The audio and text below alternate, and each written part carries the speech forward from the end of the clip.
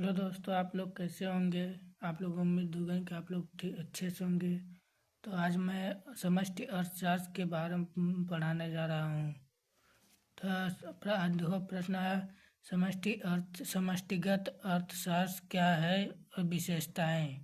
इसका समष्टि अर्थशास्त्र क्या है और इसकी विशेषताएं, जो मैं एकदम सरल बहुत अच्छे तरीके से बताता हूँ। पहले हेडिंग डालेंगे समष्टि अर्थशास्त्र, माइक्रो इकोनॉमिक्स। इसे इंग्लिश में माइक्रो इकोनॉमिक्स कहते हैं।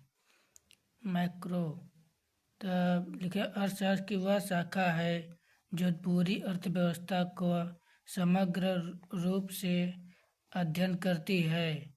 इसमें राष्ट्रीय आय, रोजगार, मुद्रास्फीति, आर्थिक विकास, भुगतान संतुलन, राजकोषीय नीति जैसे व्यापक आर्थिक पहलुओं का विश्लेषण किया जाता है। समष्टिगत अर्थशास्त्र में जो हमारी अर्थव्यवस्था और पूरी इसमें संपूर्ण आते हैं, जैसे राष्ट्रीय आय हो गया, रोजगार हो गया और मुद्रास्फीति हो गई। जितनी भी समष्टि मतलब बड़ा, जितना भी बड़ा बड़ा रोजगार होता है वो समष्टिगत अर्थशास्त्र में होता है। तो इसे कहते हैं, या इसे इस तरह कह सकते हैं, इस शाखा के विकास में जॉनसन मेनार्ड किन्स के महत्वपूर्ण योगदान माना जाता है। इसकी विशेषताएं उनकी पुस्तक general theory of employment, interested and money के माध्यम से है। और अब मैं समष्टिगत अर्थशास्त्र की विशेषताएं।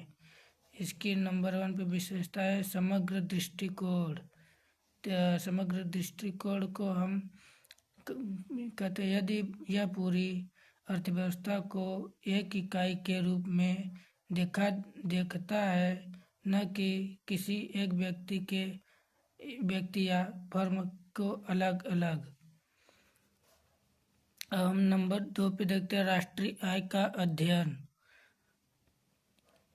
तो इसमें देश की कुल आय, उत्पादन और व्यय का विश्लेषण करता है। और नंबर 3 पे आता है रोजगार और बेरोजगारी का विश्लेषण। इसमें अर्थशास्त्र में के कुल रोजगार स्तर और बेरोजगारी की समस्याओं का अध्ययन होता है। हम नंबर 4 देखेंगे मुद्रास्फीति और मूल्य स्तर। उसका उत्तर, सामान्य मूल्य स्तर में परिवर्तन और इसके कारणों का अध्ययन।